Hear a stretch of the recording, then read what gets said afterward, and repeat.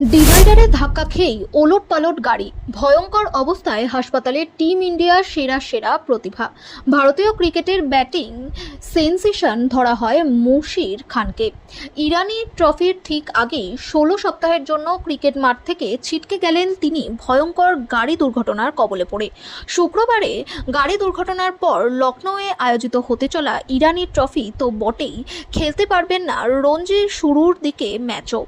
Indian এক্সপ্রেসের প্রতিবেদনে বলা হয়েছে, মুশির আজমগড় থেকে লখনৌয়ে যাচ্ছিলেন বাবা নওশাদ খান সহ আরও 2 ব্যক্তির সঙ্গে। সেই সময়ই যমুনা এক্সপ্রেসওয়েতে ডিভাইডারে ধাক্কা খেয়ে উল্টে যায় গাড়ি। নওশাদ সহ বাকি 2 ব্যক্তি অল্পের ওপর দিয়ে ফাড়া কেটে গিয়েছে। তবে সমস্যা হয়েছে মুশিরের। ঘাড়ে ব্যথা অনুভব করার সঙ্গে কনকাশনের শিকারও হন তিনি।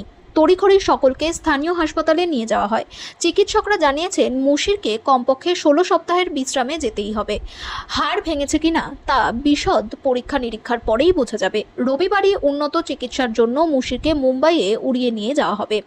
মুম্বাই ক্রিকেট সংস্থার এক আধিকারিক জানিয়েছেন, গতকাল রাতে দুর্ঘটনার কবলে পড়েছেন মুশির। ইরানি ট্রফিতে আর খেলা হবে না ওর। রবিবারই মুম্বাইয়ে উড়ে আসছে ও।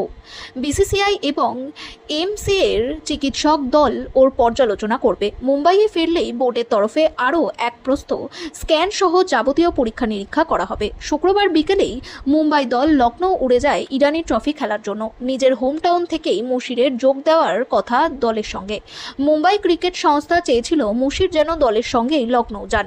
তবে দলীপের শেষ কয়েকটা ইনিংসে রানের দেখা পাননি মুশির। তাই পুত্রের জন্য অতিরিক্ত ট্রেনিং করানোর কথা বলে সংস্থাকে পিতা নওশাদ অনুরোধ করেন যেন মুশিরকে ছাড় দেওয়া হয়। মুম্বাই টিমের সঙ্গে আলোচনা করে সংস্থা নওশাদের অনুরোধ মেনে নেয়। মুম্বাই টিমের পরিকল্পনা ছিল মুম্বাইয়েই 2 দিন নেট অনুশীলন করার। তবে টানা বৃষ্টি প্রস্তুতিতে ব্যাঘাত ঘটিয়েছিল। অক্টোবরের 1 থেকে 5 লখনৌয়ের অটল বিহারীর নামাঙ্কিত একানা স্টেডিয়ামে বসছে ইরানি ট্রফির আসর, যেখানে ডিফেন্ডিং রঞ্জি চ্যাম্পিয়ন মুম্বাই মুখোমুখি হবে ভারতীয় দলের সঙ্গে। মুম্বাইয়ের তরফে এখনও মুশিরের পরিবর্তে ক্রিকেটারের নাম ঘোষণা করা হয়নি। অক্টোবরের 11 তারিখ থেকেই আবার শুরু হয়ে যাচ্ছে রঞ্জি ট্রফি। তারকা ব্যাটার রঞ্জির শুরু থেকেও খেলতে পারবেন না। জাতীয় দলের তারকা সরফরাজ খানের ছোট ভাই চলতি মাসের শুরুতেই দলীপ ট্রফি অভিষেকেই 100 রান হাঁকিয়েছিলেন। তবে বাকি 4 ইনিংসে জোড়া হাঁক করেছিলেন 19 বছরের তারকা। যুব বিশ্বকাপে টিম ইন্ডিয়ার হয়ে সেরা সেরা পারফরমেন্স মেলে ধরেছিলেন মুশির খান। ফেব্রুয়ারিতে রঞ্জি ট্রফিও মাতিয়ে দিয়েছিলেন। 2 বছর পর রঞ্জিতে খেলতে নেমে মুশির ডাবল সেঞ্চুরি হাঁকিয়ে যান। রঞ্জি ফাইনালে বিদর্ভের বিপক্ষেও চোখ ধাঁধানো পারফরমেন্স উপহার দিয়েছিলেন। দ্বিতীয় ইনিংসে মুশিরের 100 রানে ভর করেই মুম্বাই রেকর্ড 42তম রঞ্জি ট্রফি খেতাব জিতে নেয়।